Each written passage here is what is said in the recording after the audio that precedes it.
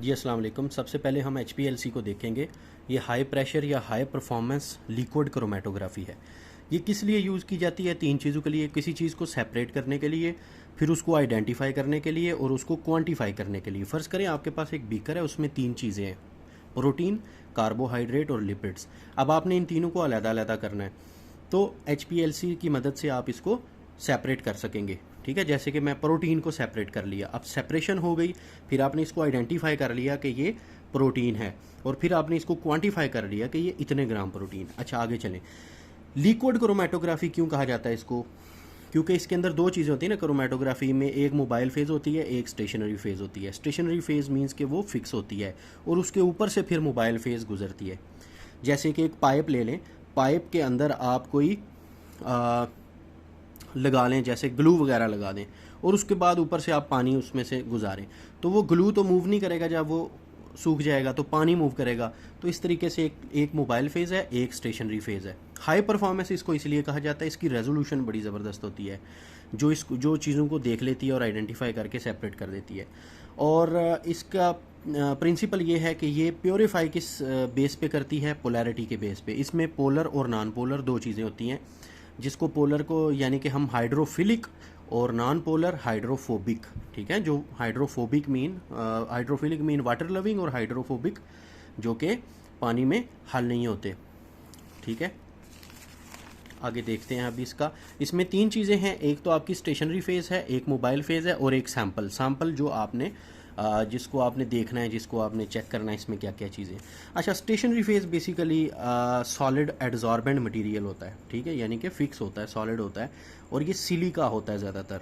ठीक है, और ये हाइड्रोफोबिक इन नेचर होती है स्टेशनरी फेज़। ये चीज़ आपने याद रखनी है, stationary phase hydrophobic in nature होगी। ठीक है, सिलिका। लेकिन आजकल रिवर्स फेज़ क्रोमेटोग्राफी ज़्यादा यूज़ की जाती है, उसमें सिलिका को थोड़ा सा मॉडिफाई करके, कार्बन चेन्स को थोड़ा सा मॉडिफाई करके C18 यूज़ किया जाता है। सैंपल कुछ भी हो सकता है। मोबाइल फेज़ की बात करें तो अगर ये फोबिक है, हाइड्रोफोबिक स्टेशनरी फेज़, तो ये हाइड्रोफिलिक होगा मोबाइल फेज़ डेफिनेटली। तो यहाँ से आपने याद रखना है कि मोबाइल फेज़ जिसने मूव करना है लिक्विड, वो फिलिक हो। ठीक है, अब इसमें होता क्या है, फ़र्ज़ करें ये आपका मोबाइल फेज़ है, इसमें 90% वाटर होता है।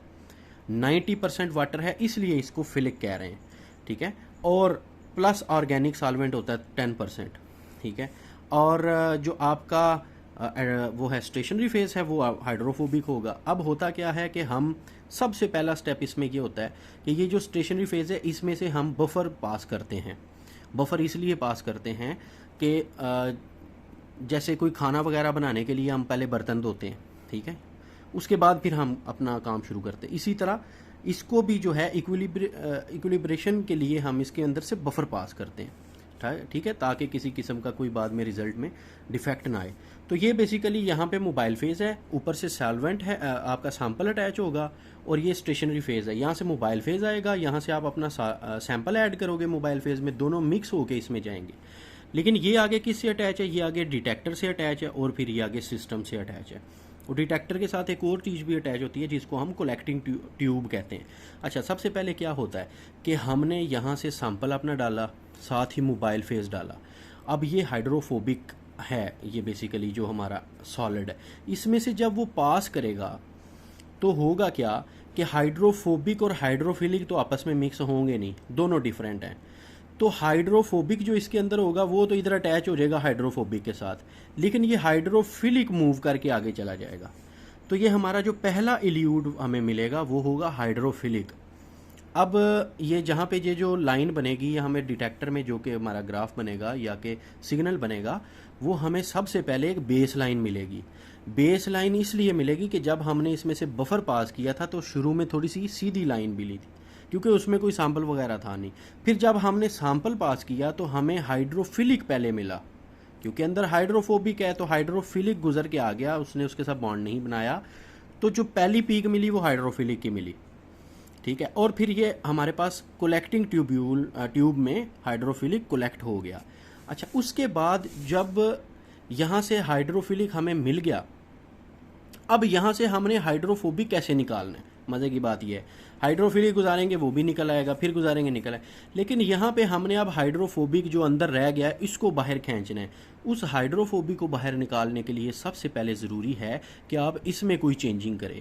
इसको आप हाइड्रोफिलिक से हाइड्रोफोबिक बना दें ताकि जब ये अंदर जाए तो दोनों एक जैसे हों और फिर ये मिक्स होकर बाहर आ जाए। तो हम क्या करेंगे, इसको रिवर्स कर देंगे, वाटर कम कर देंगे, ऑर्गेनिक सॉल्वेंट ज़्यादा कर देंगे।